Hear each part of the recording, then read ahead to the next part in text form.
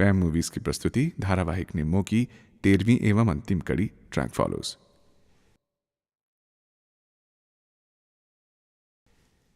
पैम movies के सौजन्य से प्रस्तुत है महिला सशक्तिकरण पर आधारित धारावाहिक निम्मों की 13वीं एवं अंतिम कड़ी।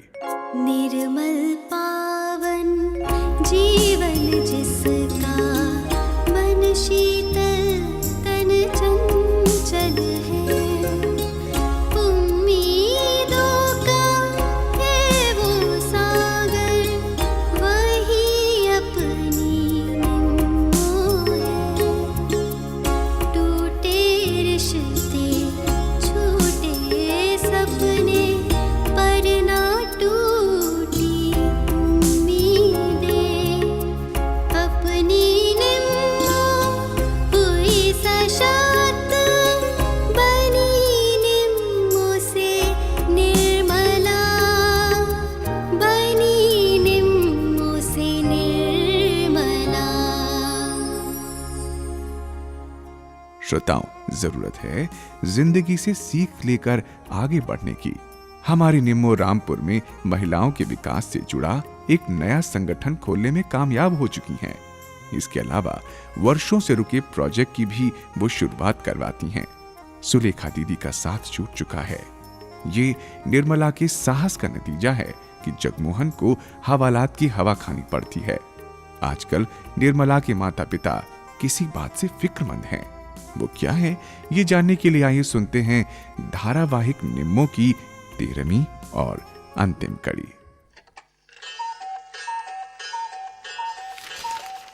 सुनो जी। अरे, आप अखबार पढ़ने में मशगूल हैं और उधर आपकी चाय ठंडी हो रही है। आजकल आपको क्या हो गया है? न ठीक से खाना खाते हैं, न ही नाश्ता करते हैं। मुझे तुम दोनों माँ बेटी की बातें जरा भी पसंद नहीं आती। आजकल निम्मो को भी घर परिवार की चिंता नहीं रहती। अच्छा, यह गुस्सा निम्मो पर है। क्यों जी, क्या आपको निम्मो की सफलता पर कोई एतराज है? मेरी बेटी ने जो कामयाबी हासिल की है वो अच्छे नहीं कर पाते। मैं चाहता हूँ कि वो आगे भी इसी तरह तरक्की करती जाए। तो फिर आप उस पर इतना लाल पीला क्यों हो रहे हैं? पर निम्मो की माँ कुछ समय तक तो बहुत अच्छा लगता है, पर जब लोग अपनी जिंदगी की हकीकत से वाकिफ होते हैं तब उसे समझ में आता है कि उसने जीवन में क्या खोया और क्या पाया। आप कहना क्या चाहते हैं? देखो, निम्मो अब कोई बच्ची नहीं रही। उसकी हम उम्र की लड़कियां शादी करके अपना घर बसा चुकी है और अब निम्मो को भी चाहिए कि वो शादी कर ले और अपनी नई जिंदगी की शुरुआत करे। आप सही कह रहे हैं, पर क्या करें जी, उसे समझा समझा कर तो मैं थक गई हूँ। शादी के बारे में पूछने पर वो हमेशा टाल देती है। कई बार तो वो बात करना भी बंद कर देती है। पर इस तरह तो उसकी जिंदगी नहीं कटेगी ना। लेकिन क्या करे, जवान लड़की है, ज्यादा सख्ती दिखाना भी ठीक नहीं। अगर कुछ ऊंच नीच कर बैठी तो। नहीं, मुझे इतना भरोसा है। यही जानकर तो मैंने उसे अपना फैसला लेने के लिए छोड़ दिया है। उसे छूट देने का मतलब ये तो नहीं कि हमने उसे आजाद कर दिया है। हाथ पर हाथ धरे बैठा नहीं हूँ। देखो, मैंने उसके लिए एक अच्छा लड़का देख लिया है। बस मैं उसकी राय जानना चाहता हूँ। लेकिन निम्मो शादी के लिए राजी हो तब ना जी। जरा एक बार बात करके तो देखो। अच्छा, उसे यहीं बुला लेती हूँ। शायद आपके सामने वो इनकार ना कर पाए। निम्मो, बिटिया, अरे ओ निम्मो। क्या हुआ माँ? यहाँ बिटिया, पापा बुला रहे हैं तुझे। अभी आती हूँ। अभी आ रही है। सुनिए, थोड़ा ठीक से समझाइएगा। हाँ पापा, आपने मुझे बुलाया? क्या बात है बेटी, हमेशा ऑफिस कभी घर के लिए भी वक्त निकाल लिया करो। जी पापा, लेकिन क्या करूँ, वक्त ही नहीं मिलता। ऑफिस की सारी जिम्मेदारी मेरे कंधों पर आ गई है ना। क्यों, तुम्हें वहाँ सहयोग करने वाली और नहीं है क्या? है पापा, पर ज्यादातर लड़कियाँ अभी नहीं है। पर इसका मतलब ये तो नहीं है कि तुम ही दिन रात लगी रहो। बस माँ, कुछ ही दिनों की तो बात है। जब सब लड़कियाँ ट्रेंड हो जाएंगी तब अपनी अपनी जिम्मेदारी समझ जाएंगी। उसी दिन मुझे भी फुर्सत मिलेगी। लेकिन बेटी, मैंने तुम्हारे लिए कुछ सोचा है। देखो बेटी, आज तुम कामयाबी की राह पर काफी आगे निकल चुकी हो। हर तरफ तुम्हारी ख्याति है, पर जब लोग तुम्हारी शादी के बारे में पूछते हैं तो मैं कुछ बता नहीं पाता। तो आप ऐसे लोगों से मिलते जुलते क्यों हैं? पर बेटी, हम लोगों का मुंह बंद तो नहीं कर सकते हैं ना। अगर कोई सामने बोलने की हिम्मत नहीं दिखा पाता है ना, तो वो पीठ पीछे तो बोलेगा ही। हाँ और बोलते भी है। इसलिए बेटी, मेरी बात मानो। हाँ बेटी। शादी के लिए हाँ कह दो। शादी? हाँ बस तुम हाँ कह दो। इस बार तुम मुझे निराश मत करना। नहीं पापा, अभी आप मुझे किसी सीमा में मत बांधिए। मैं अभी समाज के लिए कुछ और करना चाहती हूँ। मतलब तुमने एक बार फिर पापा की बात को ठुकरा दिया? नहीं पापा, ऐसा कहकर आप अपना दिल छोटा मत कीजिए। पापा, जिंदगी में मेरी भी कुछ इच्छाएं हैं, आकांक्षाएं हैं, जिन्हें मैं पूरा करना चाहती हूँ। वो सब तो ठीक है बेटी, पर उसे पूरा करने के लिए तो पूरी जिंदगी पड़ी है। उसे तो कभी भी पूरा कर सकती हो। नहीं पापा, प्लीज मुझे मेरा मकसद हासिल करने से मत रोकिए। उसे पूरा करने दीजिए। ठीक है जी, इसके जो मन में होता है वो इसे करने दीजिए। ये समझती है कि यही अपने बारे में बेहतर सोचती है। घर में इसके बारे में तो कोई और अच्छा सोच ही नहीं सकता। नहीं माँ, ऐसा नहीं है। आज मैं जो भी कुछ हूँ, जो भी कुछ कर रही हूँ, वो सब आपके सहयोग और आशीर्वाद का ही तो परिणाम है। अगर आप सबका सहयोग नहीं रहता तो क्या मैं इतना कुछ कर पाती? हाँ, पर उस समय क्या मालूम था कि आगे बढ़कर तुम दिन रात सामाजिक कामों के बारे में ही सोचती रहोगी। माता पिता, घर परिवार सभी को भुला दोगी। मैंने किसी को नहीं भुलाया है और ना ही अपनी जिम्मेदारियों को भूली हूँ। मेरी जिंदगी में अब यही एक अवसर मात्र है। इसे पूरा करने में देर मत होने दो माँ। मुझे ऑफिस जाने दो, मैं लेट हो रही हूँ। इतनी सुबह? ऐसी क्या जरूरत पड़ गई? हाँ पापा, कुछ जरूरी काम आ गया है। प्लीज। तो ठीक है फिर, जाओ, पर ज्यादा देर मत करना। शाम को जल्दी घर लौटना। ठीक है पापा। ठीक है बेटी।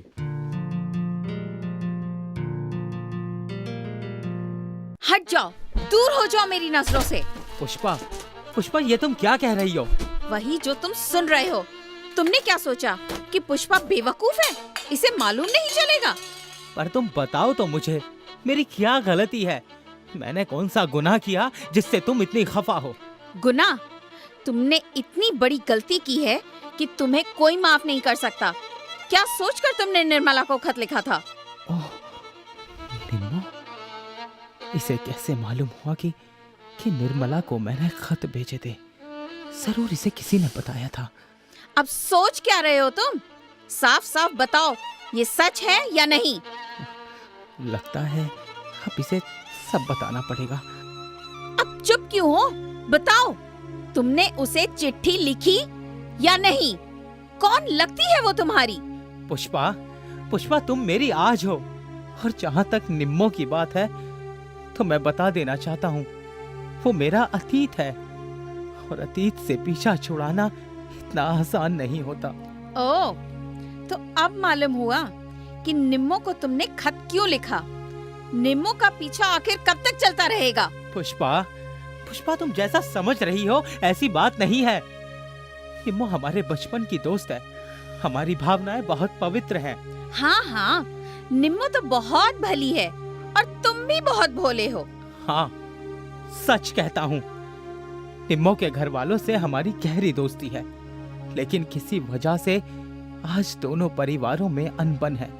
और ये सब सिर्फ एक छोटे से स्वार्थ की वजह से हो रहा है। ऐसी गोलमोल बातें करके मुझे बहकाने की कोशिश मत करो। मैं तुम्हारी बातों में आने वाली नहीं हूँ। ये तो मैं महसूस कर ही चुका हूँ। पर जहाँ तक हमारे और निम्मो के बीच की बात है, तो निम्मो चाहे मुझसे जितनी दूर चली जाए या मैं जितनी दूर रहूं, पर हम दोनों एक दूसरे को याद किए बगैर नहीं रह सकते। तुम्हारी ये हिम्मत! तुम ये मत भूलो कि तुमसे मेरी सगाई हुई है और कुछ ही महीनों में हमारी शादी होने वाली है, और तुम अब तक निम्मो के नाम की माला जप रहे हो। नहीं पुष्पा, नहीं, तुम्हारा सोचना गलत है। मैंने तो निम्मो को सिर्फ उसकी उपलब्धियों पर मुबारकबाद दी है और कुछ नहीं। देखो विनोद, आज के बाद फिर निम्मो का नाम अपनी जुबान पर मत लाना। तुम क्या चाहती हो कि मैं तुम्हारे इशारे पर चलूं? तुम जैसा कहोगी मैं वैसा ही करता रहूं? हाँ, अभी तो तुमसे शादी भी नहीं हुई और तुम पहले से ही मुझे अपना गुलाम बनाना चाहती हो। जिसे तुम गुलामी समझते हो वो पत्नी के द्वारा अपने पति के लिए खींची गई लक्ष्मण रेखा है। मुझे अपनी सुरक्षा के लिए किसी लक्ष्मण रेखा की जरूरत नहीं है। इसकी जरूरत तुम्हें है, मुझे नहीं। और फिर जो रिश्ता झूठ और फरेब की जंजीरों से जकड़ा हो, उस रिश्ते में मैं विश्वास नहीं करता हूँ पुष्पा। तो क्या तुम इस सगाई को कबूल नहीं करते हो? हाँ, मैं बिल्कुल भी कबूल नहीं करता हूँ। और शादी का ख्वाब देखना तो बिल्कुल ही बंद कर दो तुम। क्यों? तुम शादी के लिए राजी नहीं हो? नहीं, तुम्हारे ये रोज रोज के नखरे मुझे पसंद नहीं है। मैंने तुम्हें पहले भी समझाया था, पर तुम पर असर पड़े तब ना। अरे तुम तो चाची की बातों में आकर मुझे कुछ समझती ही नहीं। तो अब क्या करूं? तुम्हारी आरती उतारूं या फिर मूर्ति बनाकर पूजा करूं तुम्हारी? चाहे तुम मेरी आरती उतारो या ना उतारो, मेरी पूजा करो या ना करो, पर अपने होने वाले पति का सम्मान करना तो सीखो पुष्पा। सम्मान पाने लायक काम करोगे तभी तो सम्मान पाओगे ना। अभी तुम्हारी इतनी भी हैसियत नहीं है कि तुम अपने पैरों पर खड़े होकर 2 लोगों की परवरिश कर सको, और ससुराल का खाना खाकर मुझ पर ही रोब झाड़ रहे हो। जिस तरह से मेरे साथ धोखा हुआ है, इसे मैं कभी बर्दाश्त नहीं करूंगा। धोखा? कैसा धोखा और किसने दिया धोखा? मुझसे यही कहा गया था कि बेटे पुष्पा से सगाई कर लो, तब विदेश भेज देंगे। लेकिन सगाई किए हुए 2 महीने बीत गए, विदेश भेजने की बात तो दूर, अब तक मेरा वीजा और पासपोर्ट भी तैयार नहीं करवाया। तो तुम नहीं करवा सकते? क्या हर काम की जिम्मेदारी मौसी ने ली है? अरे वो तो मैं खुद करवा लूंगा, पर जब भी मैं चाचा चाची से पूछता हूँ तो वो टाल जाते हैं। इसका मतलब जरूर दाल में कुछ ना कुछ काला है। क्या हुआ विनोद? किस बात पर तुम दोनों इतनी देर से बहस किए जा रहे हो? मौसी, ये विनोद क्या कह रहा है कि आपने और मौसा जी ने विनोद के साथ धोखा किया है? कैसा धोखा? यही कि विदेश भेजने के नाम पर हम दोनों की सगाई करवा दी और आगे शादी करवाना चाहते हैं। क्या बक रहा है ये? मैं बिल्कुल सही हूँ, मैंने जो भी कहा है सच कहा है। एहसान फरामोश मेरा ही खाकर मुझे गलत ठहरा रहा है। अरे मैंने तेरे माँ बाप पर एहसान किया जो तू यहाँ तक पहुँच पाया है। मैं वहाँ बेहतर था, कम से कम खुली हवा में घूमता तो था, माँ बाप के सामने पल बढ़ रहा था, उनका प्यार मिल रहा था। लेकिन यहाँ तो सिर्फ घुटन ही घुटन है, हर तरफ फरेब और साजिश है बस। तो फिर चला क्यों नहीं जाता अपने घर? क्यों दूसरे पर बोझ बने हुए हो? मैं अपनी मर्जी से नहीं आया था, आपने ही मुझे बुलाया, और किसी पर बोझ बनकर रहने का मेरा कोई शौक नहीं है मौसी। तो फिर क्यों रुका है? चला जा यहाँ से। अरे चला जाऊंगा। मैं तो बस पुष्पा की खातिर रुका हुआ हूँ। आप सब चाहे मुझे कितनी तकलीफें दें, कितने धोखे दें, पर मैं पुष्पा को धोखा नहीं दे सकता। चलो पुष्पा। पर कहाँ? जहाँ मैं जाऊंगा। पुष्पा कहीं नहीं जाएगी, तुम्हें जाना है तो जाओ। मैं तो जाऊंगा ही, लेकिन पुष्पा भी मेरे साथ जाएगी। मैंने कह दिया ना, पुष्पा नहीं जाएगी। क्यों नहीं जाएगी? आखिर पुष्पा से मेरी सगाई हुई है। सगाई ही तो हुई है, शादी तो नहीं हुई। और शादी उसी शर्त पर होगी जब तुम अपने दम पर कुछ बनकर दिखाओगे। हाँ, मुझे नहीं चाहिए किसी का एहसान, मैं अपने दम पर आगे बढ़ूंगा। ठीक है, जिस दिन इस लायक बन जाओ ना, उसी दिन तुम्हारे लिए ये दरवाजा खुलेगा। आज से तुम्हारे लिए ये दरवाजा बंद है। हाँ, नहीं आऊंगा तुम्हारे दरवाजे पर। हाँ। मौसी अकेला कहाँ जाएगा, और उसने अभी तक खाना भी नहीं खाया है। अरे जहाँ जाना होगा जाए। अब जिस दिन उसके माँ बाप यहाँ आएंगे, मुझसे माफी मांगेंगे, उसी दिन उसे अंदर घुसने दूंगी। पर मौसी माँ क्या सोचेंगी? मैं उसे समझा दूंगी, तुम उसकी चिंता मत करो।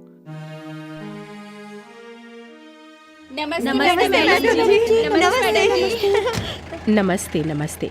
कैसे हैं आप सब? हम लोग ठीक है। मैं जरा दूर देहात में गई थी, वहीं एक मीटिंग में देर हो गई। तुम लोगों को परेशानी तो नहीं हुई? अब तो आपके सिर्फ प्रभाव से ही कोई आंख उठाकर भी देखता नहीं है, तो फिर कोई कैसे नुकसान पहुंचाने की बात सोचेगा? जो नुकसान पहुंचाना था वो पहुंचा चुका है। सुलेखा मैडम की कमी कोई दूसरा पूरी नहीं कर सकता। ये तो सच है मैडम। हाँ तो मालती, आज की क्या तैयारी है? मैम, आज हमें फिर एक बार रामपुर जाना है, लेकिन उससे पहले ढेर सारा काम यहाँ निपटाना है। हाँ सही कहा तुमने, ऑफिस के पेंडिंग वर्क को ही पहले निपटाते हैं। जी मैम। लेकिन उन सब से भी ज्यादा जरूरी है आज की खबर सुनना। आज की खबर? ऐसा क्या है अखबार में राजरानी? मैडम, पूरे पेज पर आपकी तारीफ ही तारीफ। यकीन नहीं होता तो पढ़ के सुनाओ। हाँ जरा पढ़ो। निर्मला के साहस और अद्भुत कार्यों के लिए उन्हें सम्मानित करने की घोषणा। सरकार द्वारा उन्हें सम्मानित किया जाएगा। महिलाओं के लिए संघर्ष करने वाली निर्मला ही वुमेन ऑफ द ईयर पुरस्कार की वास्तविक हकदार। अरे क्या कह रही हो? मैडम, ये सब आपकी तारीफ में लिखा है मैडम जी। मुबारक हो मैडम। मुबारक हो मैडम। शुक्रिया शुक्रिया, आप सबके सहयोग से हम सब इस मुकाम तक पहुंच पाए हैं। मेरे ख्याल से ये सम्मान सिर्फ मेरा सम्मान नहीं है, बल्कि पूरे नारी उत्थान सेवा समिति के सदस्यों का सम्मान है। मैडम, हम सब इस सम्मान को स्वीकार करते हैं। सम्मान ग्रहण करने के लिए इसी सप्ताह आपको दिल्ली जाना है। ठीक है, तुम लोग इसकी जरूरी तैयारी में जुट जाओ। जी मैडम। मालती, जी। तुम पेपर वर्क पूरा कर लो। अच्छा मैडम। और राजरानी, टिकट आदि बुक करा लो तुम। जी मैडम। मुंशी जी कहाँ गए हैं? नजर ही नहीं आ रहे हैं। किसी काम से बाहर गए हैं मैडम, बस आने वाले ही होंगे। ठीक है, जब आए तो कह देना बैंक से कुछ रुपया निकाल लाएंगे। रामपुर की महिला समिति को फंड की जरूरत है। ठीक है मैडम। अच्छा, अब मैं किसी प्रोजेक्ट के सिलसिले में थोड़ी देर के लिए बाहर जा रही हूँ। अच्छा मैम।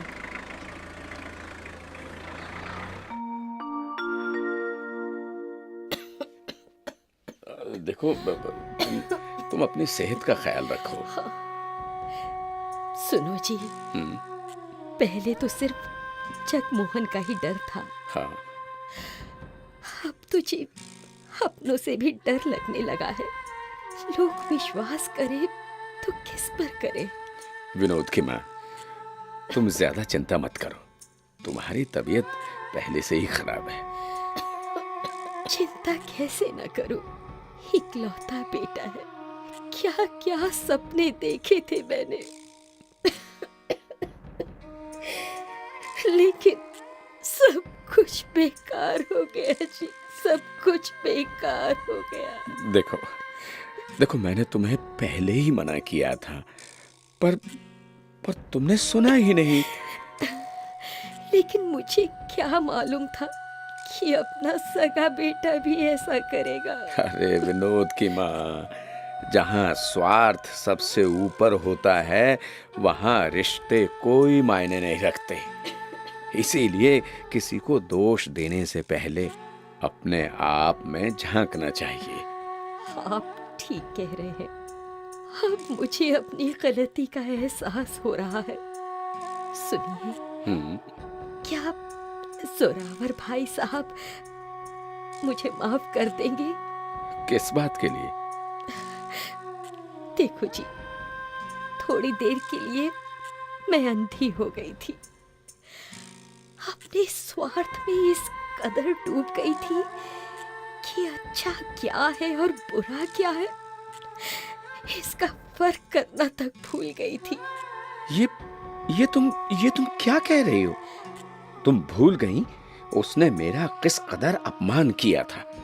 मुझे अपने दरवाजे पर बैठने तक नहीं दिया था, और मैं उस इंसान से माफी मांगने जाऊं? नहीं, ये मुझसे हरगिज नहीं होगा। देखो जी, गलती की शुरुआत तो हमारी तरफ से हुई है, मुझसे हुई है। क्यों ना जी, पहल भी हम ही करें। शायद हमारे दुख पर उन्हें तरस आ जाए और वो हम सबको माफ कर दीजिए। देखो विनोद की माँ, ये मुझसे नहीं होगा। तुम मुझे मत भेजो। नहीं, ऐसा न कहिए। आपको आपके बेटे की कसम। विनोद की माँ। हाँ, आपको जाना ही पड़ेगा। ठीक है, बेटे की खातिर तो कोई भी अपमान बर्दाश्त करना ही पड़ेगा। अच्छा, मैं जाता हूँ, तुम अपनी दवाई जरूर पी लेना। जी ठीक है।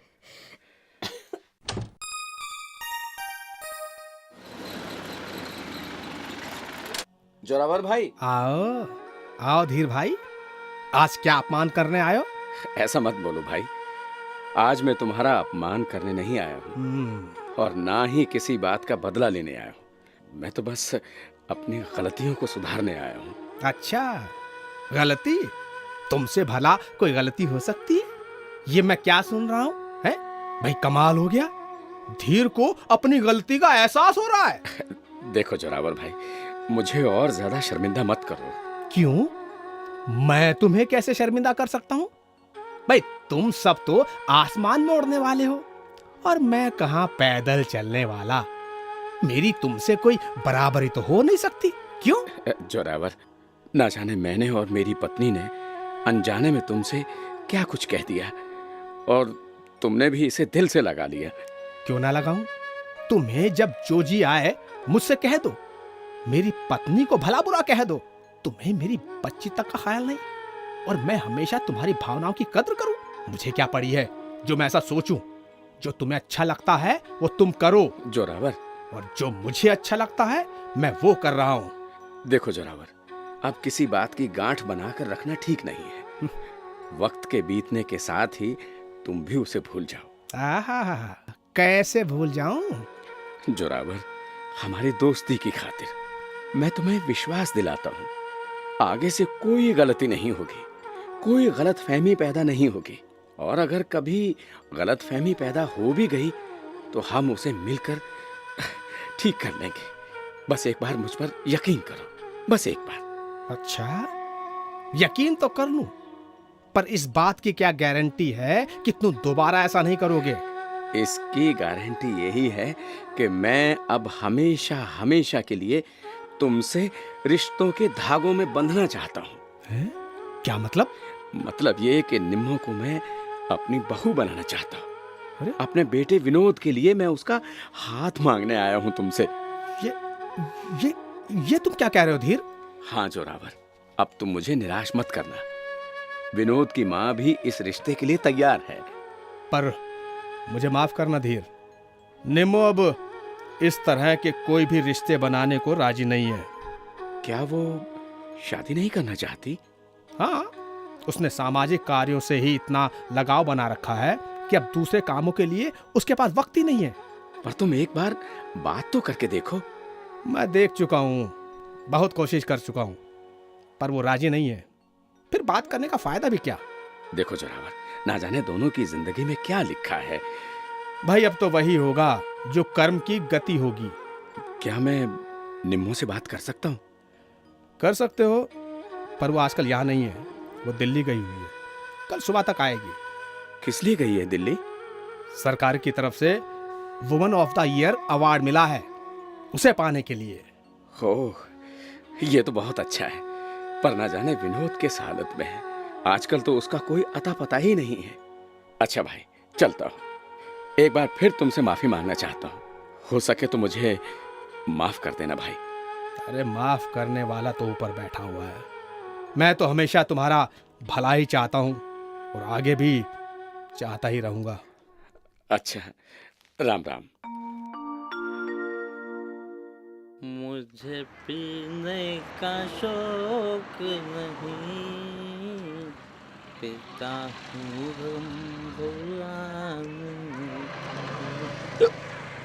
हम किसी के ना हुए, कोई हमारा ना हुआ। Stop stop stop! ड्राइवर, आपने गाड़ी क्यों रोक दी? मैडम सामने देखिए। ओफो, सामने से हटाओ उसे। जी मैडम। ये तो निम्मो है। कैसी हो निम्मो? पहचाना मुझे? मैं विनोद, तुम्हारा बचपन का दोस्त। मैं किसी विनोद को नहीं जानती। तुम मुझे नहीं जानती? नहीं जानती। सामने से हटो। ड्राइवर जी, चलो। जी बेहतर है। ये कोई ख्वाब तो नहीं था? नहीं, मैं पूरे होश में हूँ। नहीं नहीं, तुम निम्मो ही हो, निम्मो ही हो तुम। हाँ, मैं निम्मो ही हूँ, वही निम्मो, एक साधारण परिवार की मामूली सी लड़की जो शादी के बंधन में बंध नहीं पाई, लेकिन सामाजिक बंधन से बंधी हुई है। एक जानी पहचानी सशक्त नारी, निर्मला देवी। श्रोताओं, महिला सशक्तिकरण पर आधारित धारावाहिक निम्मो की अंतिम कड़ी में आज आपने सुना कि परहित के लिए काम करने वाली निम्मो सफलता के नए सोपान पर चढ़ती है और समाज में एक आदर्श को स्थापित करती है। अब उसके हर एक कदम प्रगति की राह पर आगे बढ़ रहे हैं, जबकि अपने स्वार्थ के लिए जीने वाला विनोद एक के बाद एक पतन की सीढ़ियों में नीचे उतरता जाता है। दोस्तों, आइए आज हम सब भी कसम खाएं कि हमेशा परहित के लिए कार्य करेंगे और समाज की भलाई के लिए आगे बढ़ेंगे। तो श्रोताओ, इतने दिनों का साथ जहां हमें खुशियां देता रहा, वहीं विदाई की इस बेला में मन भारी भी हो रहा है। लेकिन घड़ी की सुई हमें जाने को मजबूर कर रही है। फिर कभी न कभी आपसे हमारी मुलाकात जरूर होगी। श्रोताओं, अभी आपने सुना मुकेश शुक्ला द्वारा लिखित एवं पैम मूवीज द्वारा प्रस्तुत रेडियो धारावाहिक निम्मो। धारावाहिक के निर्माता एवं निर्देशक हैं पंकज महाजन और अनुज महाजन। कार्यकारी निर्माता कर्नल पी.के. महाजन। ध्वनि मुद्रक रोहित भागी एवं संगीत निर्देशक जावेद। भाग लेने वाले कलाकार थे सादिया रहमान, हर्ष बाला, महेश गहलोत, उमा शर्मा, दिनेश वर्मा, शोभना, मंगत राम, गीता वर्मा, कमल साथी, सविता शर्मा, शब्बीर हुसैन, जीतू सिंह, सुनीता चौहान, ललित गोस्वामी, शिमैला, राकेश शर्मा, अर्चना, एन.के. सिंह, नेहा द्विवेदी और निवेदक ओ.पी. राठौर। तो अब इजाजत, अगले एपिसोड में फिर मुलाकात होगी। तब तक के लिए नमस्कार।